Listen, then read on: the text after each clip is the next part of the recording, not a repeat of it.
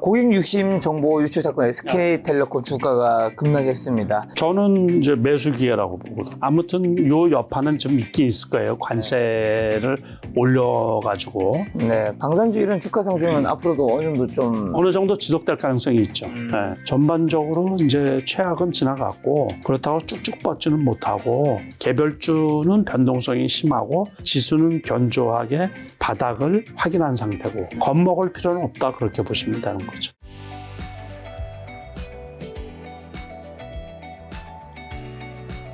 이제 벌써 뭐 5월이죠. 날씨가 바깥에 이제는 반팔 입어도 약간 햇볕이 있을 땐 덥더라고요. 덥죠. 네, 이제 그만큼 이제 증시도 좀 뜨거워져야 될 텐데 일단 한국 증시, 미국 증시 일단 점검부터 한번 하고 가겠습니다. 그러니까 일단은 요게 나스닥 차트거든요. 네.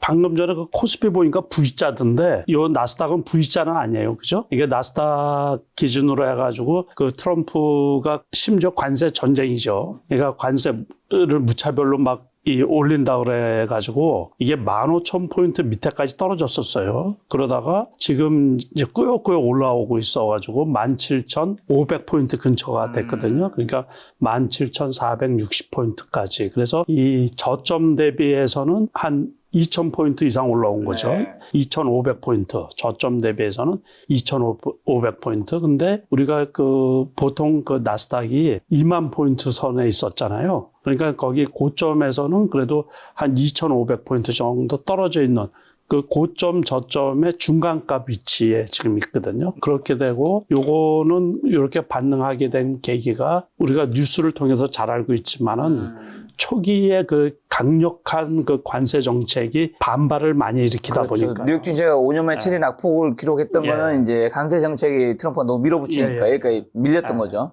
그랬는데 지금 완화되고 있단 말이에요. 지금 그 반발도 심하고 미국 내에서도 지금 시위도 많이 벌어지고 있고 그러다 보니까 지지율이 최하라고 어제 어제 뉴스로도 제가 봤거든요. 사실 트럼프도 대통령이고 중간 선거가 있으니까 지지율을 무시할 수가 없잖아요. 그렇죠. 그렇게 돼서 이제 여기까지 왔는데 제가 보기에는 꾸역꾸역 해가지고 잘하면 여기까지도 갈 수 있지 않을까 싶은 거예요. 19,000포인트, 18,000포인트 넘어서 여기 기술적으로는 일단은 요게 고비인데 18,000포인트 그거만 하면은 뭐 여기까지도 갈 수 있지 않을까 싶은데 요거는 이제 제가 보기에는 하반기 돼가지고 그 관세에 대한 그 영향이 조금 사그러들면 이제 그 정도 갈 수 있을 것 같고 코스피는 상대적으로 그 더 많이 상승을 한 거죠. 반등을 많이 했는데. 코스피는 요거 이제 보시다시피 지금 거의 한 300포인트. 2,300포인트 밑에까지 떨어졌었거든요, 종가에. 그러더니만은 지금은 이제 2,550포인트대에 있으니까는 상당히 많이, 제가 지난번에 기술적으로 봐도 한 2,550포인트 정도까지는 올 거로 봤거든요. 그래서 그런데 이제 여기까지 올 수 있나 그랬더니만, 지금 그 힘이 좀 센 편이에요, 되게. 그래서 2,550포인트까지 올라왔고 여기에 단기간에 이렇게 어떻게 보면 급등했기 때문에 여기는 또 이제 매물대 아니에요. 그죠? 고점이다 보니까. 그래서 아마 여기에서 조금 좀 머물러 있는 시간이 좀 되지 않을까. 오늘도 장중에는 이 한 18포인트 정도 떨어졌었거든요. 종가의 낙폭을 축소를 해가지고 마이너스 8.8포인트로 이렇게 마감이 됐는데 지금 이 상태로 와 있는 거예요. 그러니까 우리나라 같은 경우도 관세 정책에다가 국내 정치 상황이 되게 복잡했었잖아요. 그러니까 그게 조금 이렇게 지어지면서 지금 조기 대선이 지금 한 달 정도. 한 달 살짝 더 남았죠. 조금 더 남았죠. 그러니까는 그렇게 남아있으면서 이 국내적으로 정치가 안정화되고 그러면 기업들이 지금 어렵긴 어렵더라도 이 정도에서 머물다가 조금 더 상승할 여지가 있지 않을까 싶은 거예요. 그렇게 보시면 되고. 자, 대선 관련해서 조기 대선 전국의 급등세를 나타냈던 정치 테마주 다수가 하락세로 전환하면서 투자자 대부분이 큰 폭의 평가 손해를 기록 중이라고 하더라고요. 앞으로 좀 어떻게 보시는지 관련 종목으로 이제 제가 인터넷 기사를 좀 찾아보니까 이건 여러분이 뭐 추천이 아니라 이제 그냥 예시 종목으로 나오는 겁니다. 상지건설. 여기에서 물린 분들은 이 주식을 잘 모르시는 분들이 물린 거예요. 주식이. 이게 솔직히 말해서 3,000원짜리 주식 아니에요? 그때는 일단은 이제 감사보고서 제출되고 막 그러는 때라 이게 너무 3,000원짜리가 56,000원 갔던 거예요? 그러니까는 20배가 가까이 갔던 거예요. 그러니까는 한 달 만에. 그렇죠. 이건 뭐 와. 점상으로 그냥 갔거든요. 그러니까 단지 이제 그 유력 대선 관련 주식이라고 네. 그래가지고 이렇게 이제 무차별로 갔는데 솔직히 요게 이제 그래프가 지금 많이 오르고 그러다 보니까 이런 모양이 나타나는데 이거를 만약에 축소해서 보잖아요. 한 요 정도만 한번 이렇게 제가 볼게요. 요거를 더 이렇게 보면 여기에서는 저는 이거 상장 폐지되는 주식 아닌가 그렇게 됐거든요. 떨어지고 있어요. 계속 떨어지고 그래프도 엄청 나쁘고 요럴 때는 그러니까 이제 상패각이라 그래가지고 취급도 안 하는 종목이에요.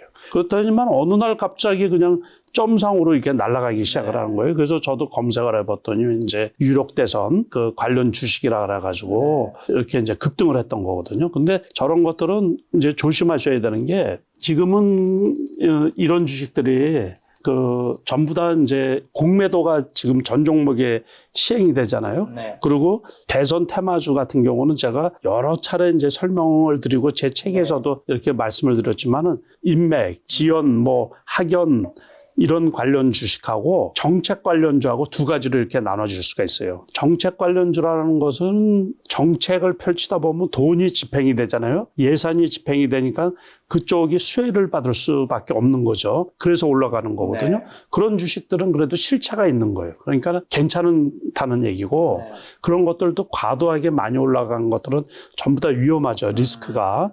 그런데 이런 것들은 이제 인맥 관련주들은 그 오늘은 크게 반등을 했지만 그래도 위험한 거죠. 이런 것들은. 그리고 원래 가치, 본질 가치 이거는 좀 답답한 거 아니에요. 그러니까 우리가 단순하게 생각을 해봐도 나하고 가깝다고 해서 내가 대통령이 되면 잘 봐줄게. 그거를 기대하면서 투자를 하는 거잖아요. 쉽게 말하면 이제 오리엔트 전공 같은 경우는 오렌지 종관 예, 한번 보고 이게 그 우리가 그 계엄 있잖아요. 네. 하기 전에 얼마였어요? 1,000원이었어요. 1,000원. 그런데 이게 장중에 19,000원까지 갔으니까 19배를 간 거예요. 그러니까는 지금은 이 지지선 60일선까지 떨어졌다가 갭상승을 한 거거든요. 그랬지만은 그래도 불편하죠. 이게 이재명 후보 관련주였던 걸로 기억하는데. 예, 그러니까는 이제 이재명 후보가 어렸을 적에 여기에서 근무를 했다 그래가지고 처음 대선 나왔을 때 이 회사 앞에서 그 대선 출정식을 했거든요. 그 기억 모르시나 보구나. 그게 뉴스로도 나오고 그랬었어요.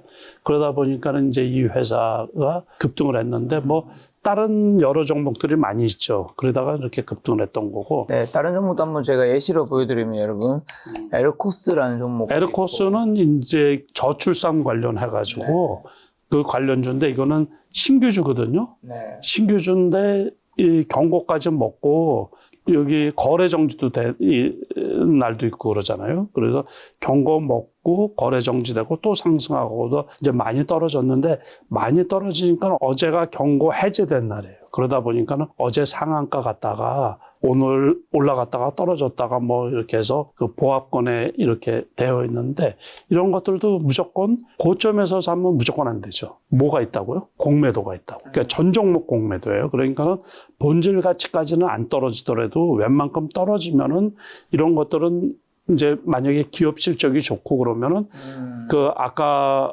말씀한 그 이 인맥주하고는 조금 차이가 있는 거죠. 이건 정책 관련주다 보니까는. 그러니까는 이제 한 번 정도 더 왔다 갔다 하는데 이런 경우는 아마 다음 주 금요일 날인가 이번 주 금요일 날인가 전환사채 나오는 게 있어요. 그러니까 그런 것도 잘 체크를 하시고 이렇게 대응을 해야지. 앞으로도 우리가 이제 다음에도 대선이 있고 정치적인 이벤트가 계속 있을 거 아니에요. 그러니까 이런 것들이 고점에는 무조건 사면 안 된다. 그렇게 알고 계시고 혹시 다음에 그런 기회가 있을 때도 물리는 일이 없도록 누군가 뭐 여기서 사신 분들이야 뭐 물려 있어도 괜찮은데 그런데 여기서 사신 분들이 안 팔고 있으면은 그것도 또 자, 그 다음에 크라우드웍스라는 종목. 크라우드웍스 같은 거는 일종의 이제 AI 관련, 그러니까 클라우드 관련 주식이거든요. 이거는 상대적으로 여기서 갭상승을 했다가 많이 떨어졌죠.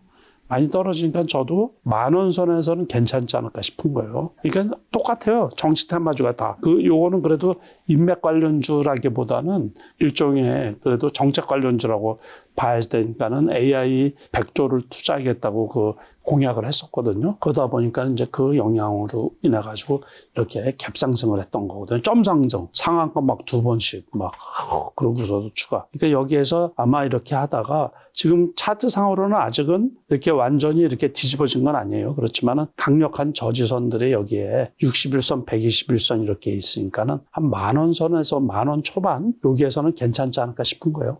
그리고 시공테크. 시공테크는 또 이제 인맥 관련주예요. 인맥. 잘 아시겠지만 시공테크는 일종의 그 전시, 뭐 이런 건축, 이런 쪽 관련 주식이거든요. 그런데 특정한 요번에 대선 출마를 내일 모레 이제 선언할 거로 예상되는 네. 한덕수 총리 관련 주식이거든요. 그러니까 이런 게 이렇게 많이 올라왔기 때문에 여기에서는 떨어지는 게 당연한 거죠. 이거는 아까 말씀드린 것처럼 정책 관련주가 아니고 일종의 인맥 관련주이기 때문에 이거는 추가 하락할 가능성도 있다고 보거든요. 그래서 원래 가격으로 회귀할 가능성이 상당히 많이 있어요.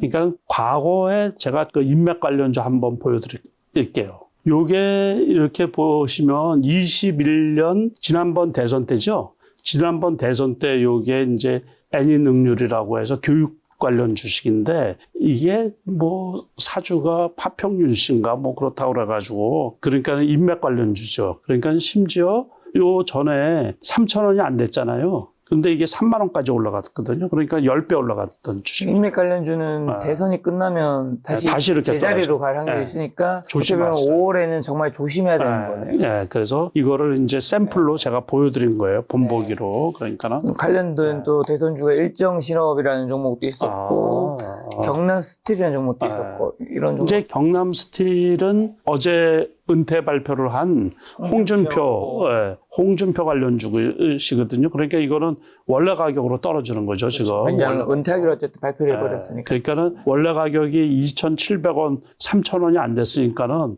이제 원래 가격까지 다 떨어졌네요. 그러니까는 그래프상으로 보면 여기가 바닥 같지만 원래 바닥이 여기잖아요. 그러니까는 여기 관련해가지고 지금 다 떨어진 거죠. 그러니까는 이렇게 이제 후유증이 이런 경우를 옛날에 과거에 이제 우리가 반기문 유엔 총장 있잖아요.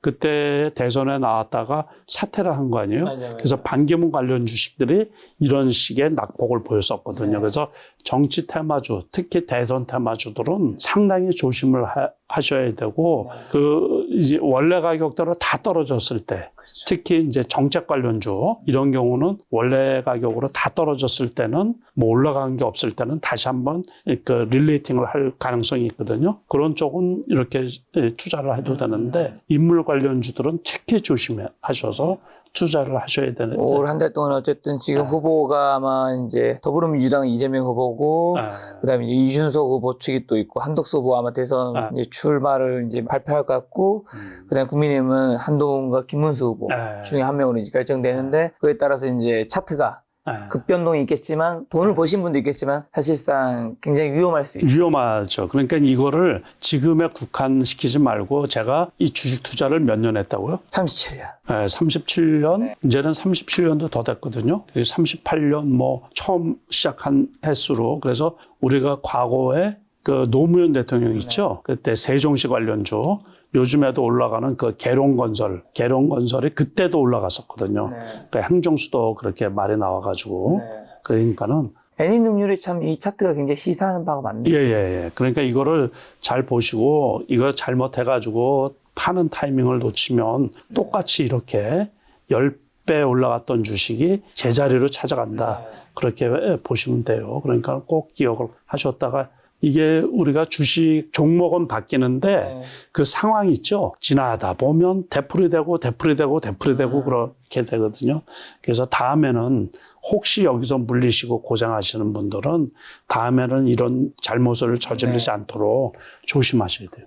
네. 자, 방산대장주로 꼽히는 하나에어로스페이스 올해 초부터 28일까지 외국인들이 6천억 정도 순매수했더라고요. 방산업체에 대한 외국인 주주 비율도 갈수록 확대되는 추세라서 1년 전에 36%였던 하나에어로스페이스 외국인 지분율이 최근 47%가 상승했고 20%였던 LIG 넥소나 외국인 지분율은 30%를 앞두고 있다고 하더라고요. 방산주에 대한 외국인 투자자들의 관심이 늘고 있는데 앞으로 주가 어떻게 보시나요? 지금 말씀하신 것처럼 1년 전보다 이 무거운 게 3배씩 올라갔거든요. 그러니까. 이 종목은 뭐 3배 이상 올라갔기 때문에 그러니까 그전에는 외국인들이 그렇게 잘 몰랐다는 얘기예요. 방산주긴 방산주인데 그렇게 이제 그 글로벌 시장에서 시장 지배력을 갖출 정도로 그렇게 좋을 줄은 잘 몰랐다는 얘기죠. 그래서 늦게 이렇게 이제 깨닫다 보니까는 여기서는 뭐 이 방산 관련해가지고 무기 관련해가지고 웬만한 거를 다 수직 계열화 시켜놓거든요. 자회사들도 다 있는데 자회사들 중에서 그러니까 지주회사격이에요, 지금. 그래서 그러다 보니까는 실적이 계속 좋아질 거로 예상을 하고, 지난번에 한번 급락을 했었죠, 여기서. 요때는 유상증자, 대규모 유상증자인데, 이제 그게 아직 허가가 제대로 안 나고 뭐 이러다 보니까는 그 말이 많고 그랬는데, 그거를 극복을 하고서 지금 고점까지 올라갔다가 조금 지금 소폭 하향 중에 있는 거거든요. 그러니까는 그때 그 증권사들 리포터 나온 거 보면 그 유상증자 해서 혹시 주가가 많이 떨어지면 매수할 시기다.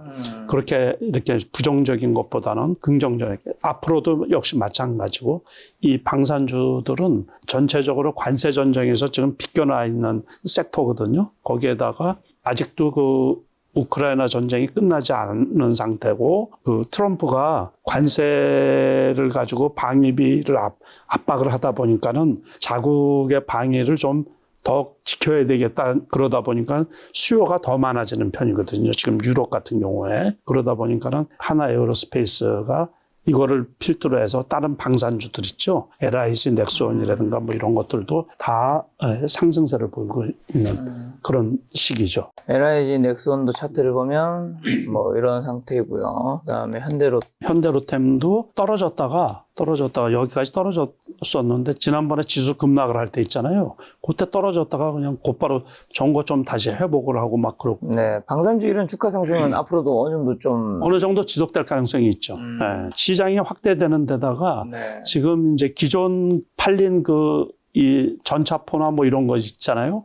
그 성능이 원체 뛰어나다 보니까는 막 그 동유럽 쪽에서 폴란드나 뭐 이런 나라들이 감탄을 하는 경우가 많이 있거든요. 그러니까는 더 많이 팔리지 않나 이제 그게 확장되는 거예요. 확장. 자, 고객 유심 정보 유출 사건 SK텔레콤 주가가 급락했습니다. 경기 방어주의자 고배당 종목이라는 점에서 저가 매수의 기회라는 의견도 있지만 또 뭐 KT라든가 LG텔레콤으로 이제 이동할 수 있으니까요. 시장 점유율 변동 가능성이 있어 보수적으로 접근해야 한다는 주장도 있는데 어떻게 보시나요? 저는 이제 매수 기회라고 보거든요. 아, 오히려 매수 기회다. 네, 그렇죠. 이게 사람들이 이제 바뀌긴 바뀌겠죠. 요즘에는 요번에는 크게 잘못한 거거든요. 유심 그거는 보통 크게 잘못한 게 아니에요. 그것도 사건이 발생하고서 어떻게 보면 쉬쉬한 그런 부분이 좀 있죠. 발생하고서 며칠이 지난 다음에 이제 지난주 금요일, 토요일 이렇게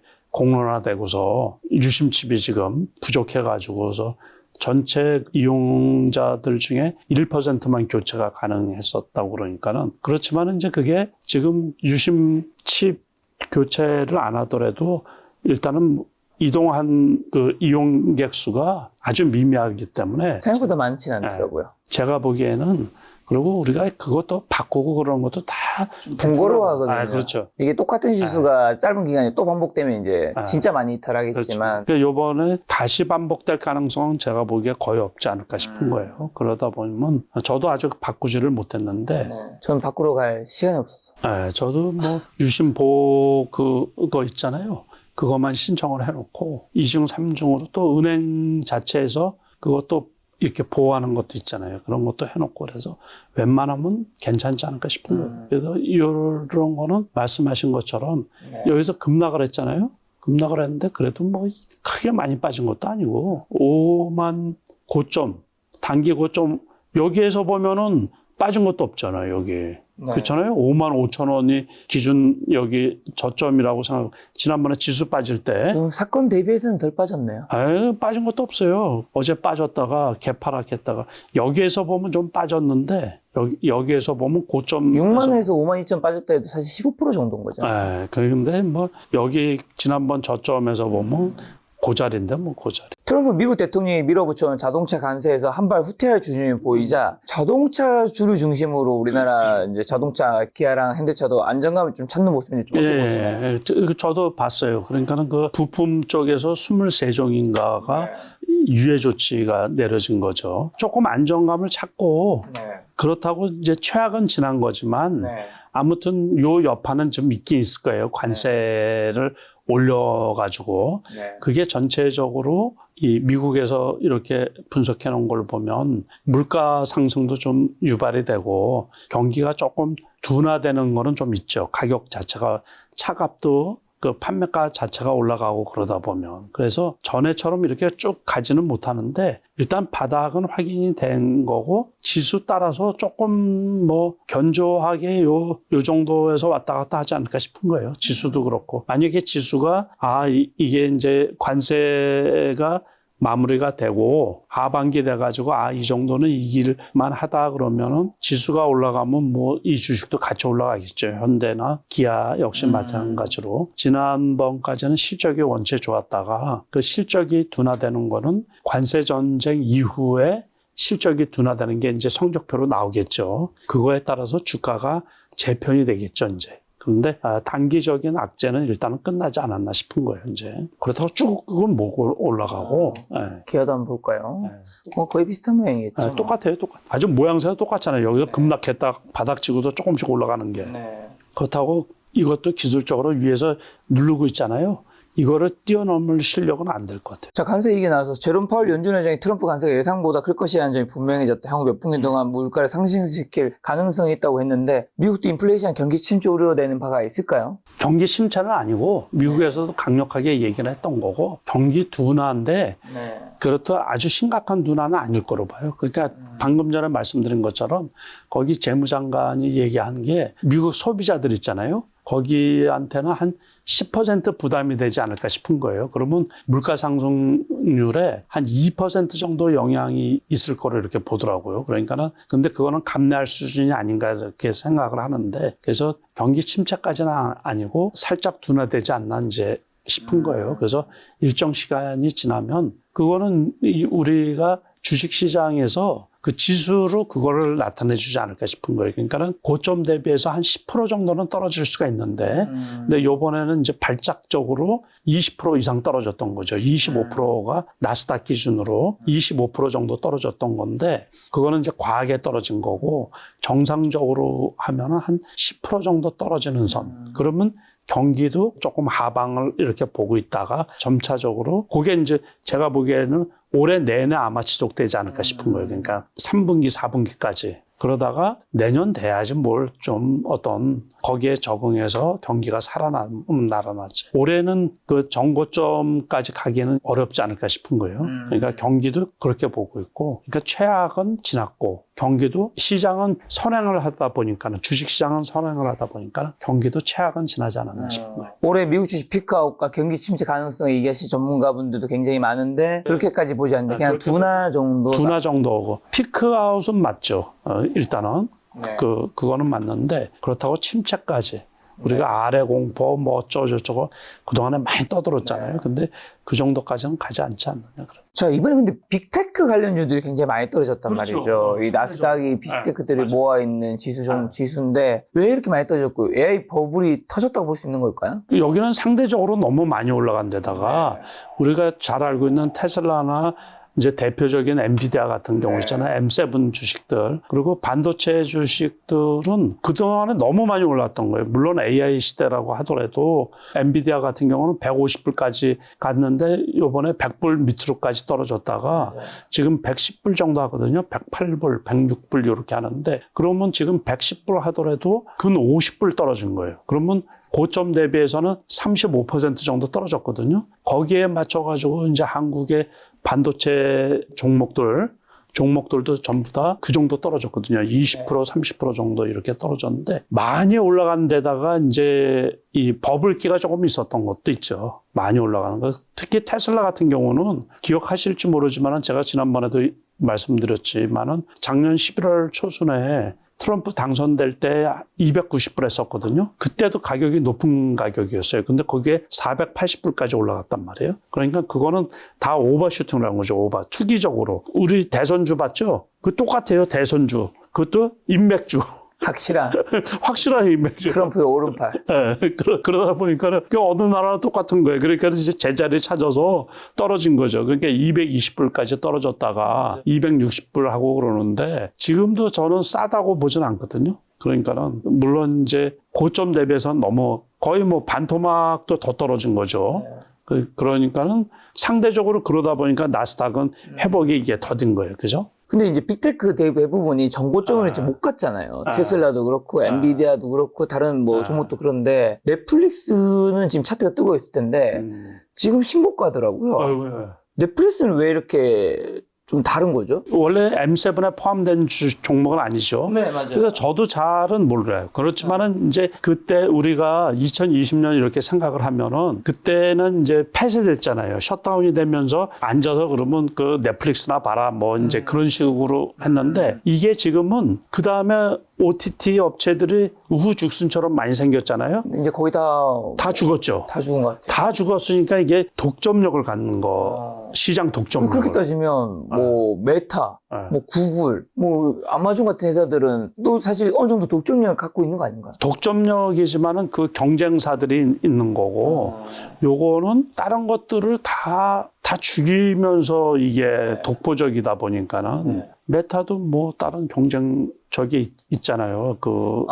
SNS 같은 거, 틱톡. 뭐 중국에서는 틱톡을 쓰는 거고, 또 사실 뭐 넷플릭스는 경쟁자 자체가 없죠 지금. 다 죽었지 이제 다. 뭐 있긴 하지만 사실 뭐 의미가 없죠. 그러다 보니까는 여기 이게 싹쓸이하는 거예요. 영화 산업도 다 죽어버리면서 그것까지도 이렇게 하다 보니까는 오히려 확장이 되는 거지 이게. 그렇게 생각을 하거든요. 제가 넷플릭스 요거 제 아는 투자자 중에서 유튜브에도 나오시는 분 중에서 한 분 100에서 200달러 추천받아.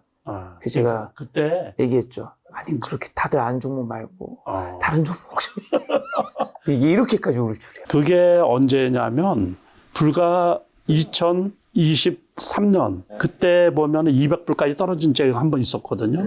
여기. 그러니까 22년 정도 됐을 거예요. 그러니까 이때 저게 끝나면서 그 코로나가 끝나면서 근데 바깥에 나돌아다니면서 또 경쟁자는 한창 그때 뭐 엄청 맞아요. 월트 디즈니부터 시작해서 뭐 막 많이 나오고 하니까 그러면서 이제 급락을 했다가 다시 그게 이제 회복을 한 거예요. 다른 거 다 잡아먹고. 야 그때 제가 1억만 넣었어도 아니, 그 정도까지는 아니고, 그게 180불이 저점이거든요. 내가 알아요. 그러니까, 다 알아. 그러니까는, 그럼 이제 그 이상한 5억 벌었을 5억 뭐, 5배는.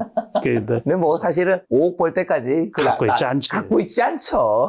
그렇게 하면은 뭐. 인생이 그렇게 심플하지 않습니다, 여러분. 그럼. 자, 그러면 지금 이제 빅테크 얘기가 나와서 지금 사도 괜찮은 빅테크 관련주도 혹시 있나요? 아니면 지금은 없나요? 지금 미국 주식은 지금도 좀 불편해요. 그 M7에 포함된 건 아닌데 AI 관련 주식이라고 할 수 있죠. 그 팔란티어.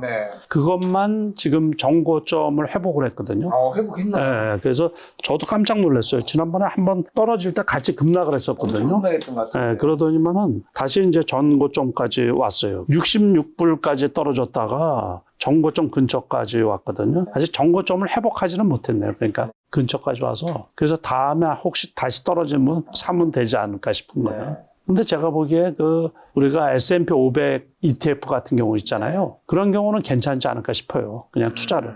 그러니까 지수 투자하는 거는 괜찮지 않을까 싶어요. 종목은 리스크가 있는데 아니면은 뭐 나스닥 100 ETF 같은 경우 있잖아요. 그런 경우는 그 장기로 보면 지금 사도 손해 볼 일은 없지 않을까 싶은 거예요. 종목은 좀 불편할 수가 있는데 그래서 지수 관련 ETF 있죠? 인덱스 쪽으로. 그래서 그쪽은 수익이 날 수 있지 않을까 싶은 거예요. 장기적으로 보고.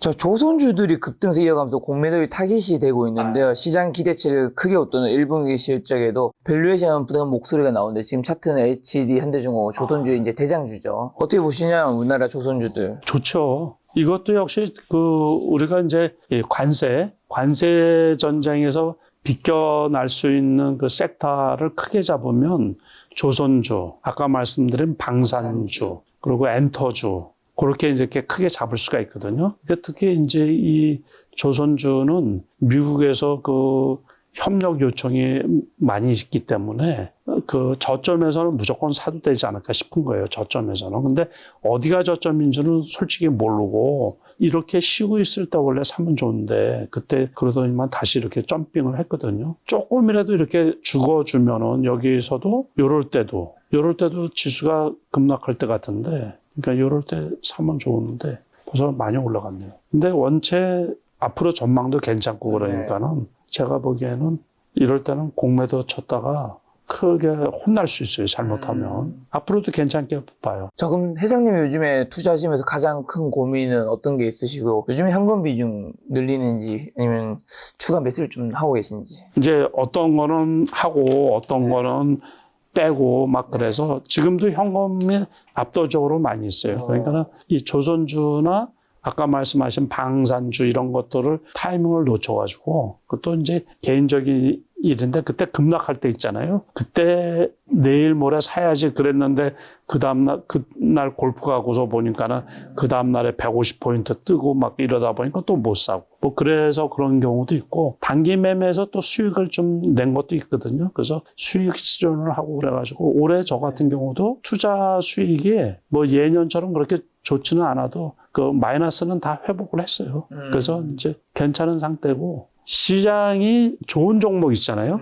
좋다는 종목은 벌써 다 올라간 거예요. 그러니까 추격하기도 좀 애매하고 그게 제일 어려운 상황이에요. 지금 다른 기회에 이제 선취매할 종목들을 지금 고르는 중이거든요.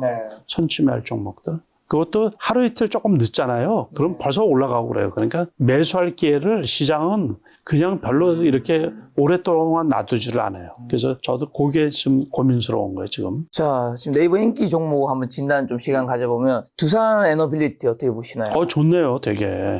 그 원전주들이 조금 좋거든요, 지금. 다른 종목들도 그렇고 BHI 그런 것들도 한번 쳐보세요. 그것도 되게 좋은 거로 보고 있는데 이것도 좋잖아요. 이 지난번에 한번 떨어졌었죠, 전부 다. 그러니까 이 지수 떨어질 때 떨어지면서 미국에서 그 SMR 관련 주식들이 올라가고 막 그러면서 재차 지금 다시 이렇게 올라가고 있거든요. 우리가 요럴 때는 딥시크 관련해가지고 그 전력이 뭐 이렇게 심각하게 필요하지 않지 않느냐 그래가지고 주가들이 다 급락을 했었거든요. 그러더니만 다시 릴레이팅 해가지고 그 원전 관련주들 좋은 주식들이 꽤 있어요. 인벤티지래. 이거는 이제 비만 치료제 관련 주식이죠.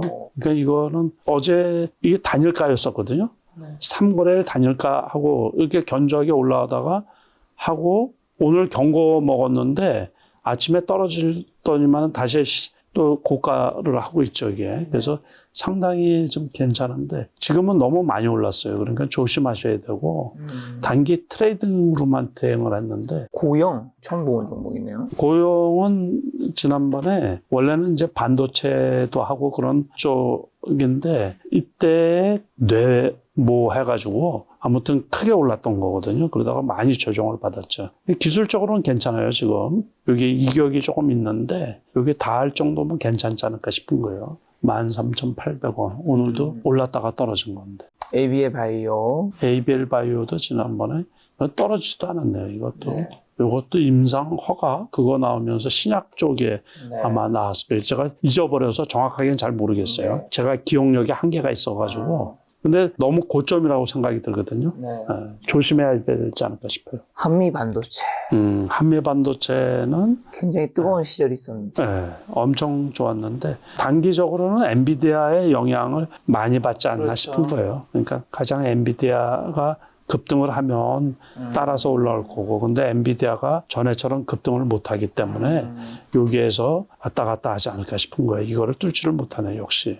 그러니까 9만 원 단기적으로는 이거 비싸게 산 분들 많이 있거든요. 그러니까 투자하기가 제일 어렵죠 지금. 네이처셀은 지난번에 그 FDA에서 허가를 받았다고 그랬거든요. 그래서 이렇게 점상 가고 급등을 했는데 뭔 이유로 또 떨어지는지 모르겠어요. 그래도 여기 이하로 안 떨어지네 이게. 저도 관심 있게 봤는데 그 추후에 아무튼 그래도 되게 점상으로 갈 정도니까는 엄청 이렇게 센 종목이죠. 그러더니 셀트리온. 셀트리온은 원래 목표가가 뭐 30만 원이라 그래가지고 지난번에 좋았다고 그래서 여기에서 이렇게 매수하고 그랬는데 지금 흐트러지면서 많이 떨어졌네요. 여기서는 기술적으로 보면 괜찮을 것 같거든요. 이건 괜찮을 것 같아요. 16만 원. 근데 올라가려고 그러면 한참 걸리지 않을까 싶어요. 알테오제. 알테오제는 뭐 원체 말이 많은 주식이고 좋은 주식이라 그랬는데 지난번에 정고점까지 간 건 봤거든요. 그런데 이제 그런 재료들이 다 반영이 돼서 지금 이 가격에 있나 그렇게 생각이 들어요. 그래서 저는 신규 투자는 별로고 별 관심이 없어서 제가 뭐라고 코멘트하기가 좀 그래요. 이것도 리포터가 나온 게 모증권사에서 72만 원 목표가로 해가지고 리포터가 한번 나왔었거든요. 네. 알테오젠도. 그래서 40만 원 넘어서도 사신 분들이 많이 있어요. 그러니까는 얘기하기가 뭐하지. 신라제.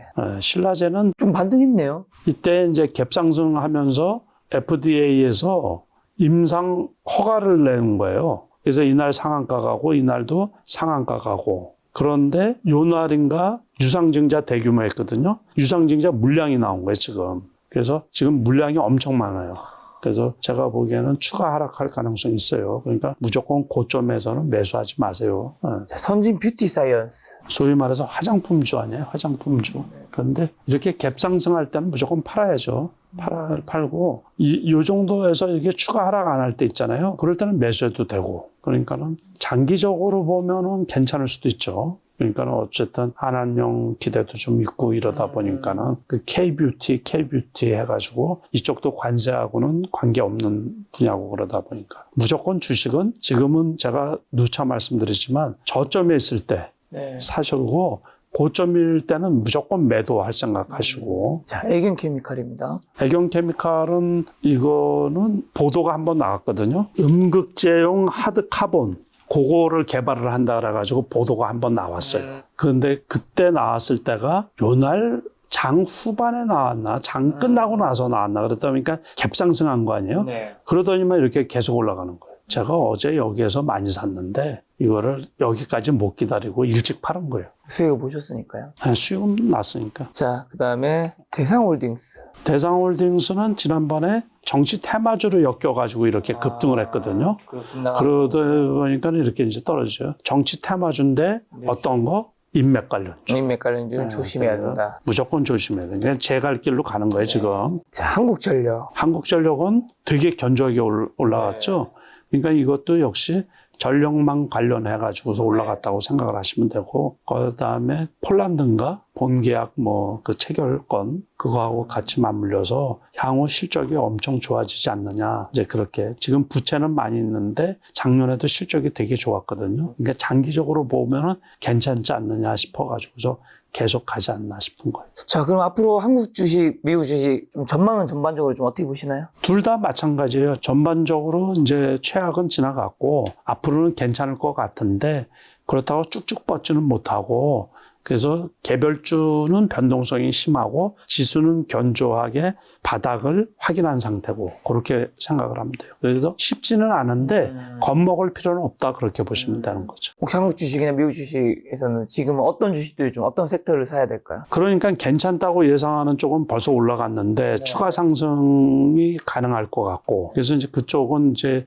소위 말해서 요즘에 많이 올라가는 엔터주들도 괜찮을 것 같고 그리고 말씀드린 방산주나 조선주 같은 경우도 괜찮을 것 같고 반도체 같은 경우는 조금 더 기다려야 되지 않을까 싶은 거예요.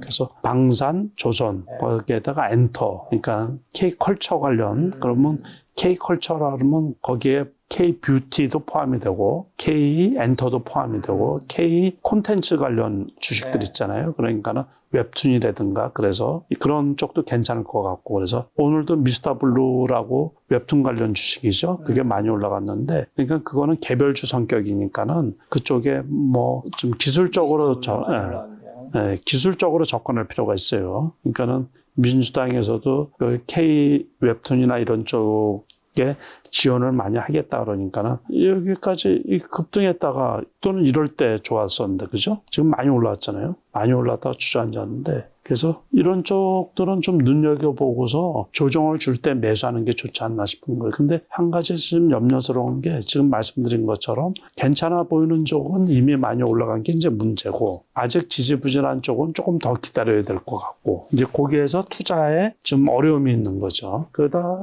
이제 개별주에 집중하시는 분들은 기다리다 보면 괜찮은 종목들이 나와요. 그리고 아까 말씀드린 것처럼 정책 관련주 중에서 많이 하락한 거 있죠. 그런 것들은 좀 괜찮지 않을까 싶은 거예요. 지금 반도체 얘기했는데 지금 지수가 사실 이렇게 반등을 했는데 반도체 종목인 삼성전자를 보면 사실 반등을 지수보다 약한 거군요. 네, 그렇죠.